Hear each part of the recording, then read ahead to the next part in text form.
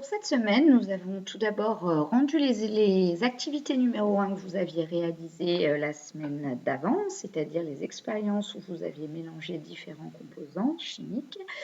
Je suis revenue avec les élèves sur les manques de soins qu'il y avait sur les tableaux et sur la notation des résultats et l'orthographe, qui n'étaient pas évalués dans cette activité, mais il faudra vraiment être beaucoup plus précautionneux lorsque vous tracez des tableaux. Alors ensuite, nous avons revu ensemble le vocabulaire que nous avions travaillé la semaine d'avant, c'est-à-dire les mots solubles, non solubles, miscibles, non miscibles. Et nous sommes revenus sur le fait que lorsqu'un glaçon fond, on doit dire fond, c'est-à-dire que c'est une fusion, une transformation physique, et non pas qu'il disparaît ou qu'il se dissout, par exemple, dans un jus d'eau. Voilà. Ensuite, nous sommes passés à l'activité numéro 4, qui est une activité expérimentale. L'idée, c'était de reprendre ce que nous avions vu dans le chapitre 2 où Zoé avait remarqué qu'il y avait au fond de sa bouilloire, sur la résistance chauffante, un dépôt blanc de sels minéraux appelé vulgairement calcaire.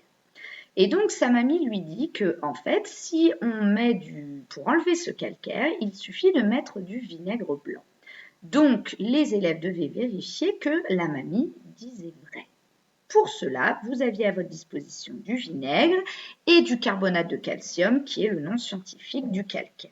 Donc, premièrement, les élèves ont inventé un protocole expérimental à l'oral, puis ils l'ont réalisé. Que remarque-t-on?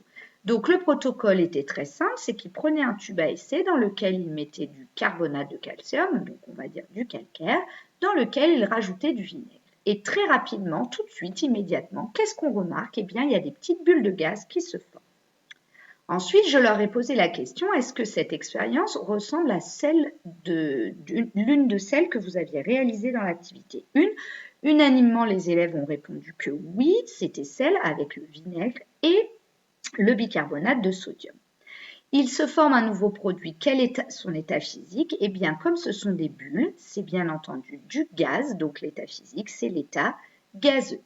Ensuite, je leur demandais s'ils avaient déjà vu et étudié un gaz dans les chapitres précédents. Bien entendu, tout le monde a répondu que nous avions déjà vu un gaz dans les boissons gazeuses qui s'appelle le dioxyde de carbone, appelé chimiquement CO avec un petit 2 en bas à droite. Alors, justement, la dernière question, qui était l'expérience vraiment importante à réaliser, comment vérifier que ce produit formé, c'est-à-dire le gaz que l'on forme en mélangeant du carbonate de calcium et du vinaigre, est ce composé chimique? Eh bien, tout simplement, on s'est rappelé que le dioxyde de carbone, on le teste grâce à l'eau de chaux. Donc, les élèves m'ont proposé ce montage, c'est-à-dire qu'on prend un tube à essai dans lequel on met du vinaigre avec un petit morceau de calcaire. Donc, on va voir des bulles de gaz se former.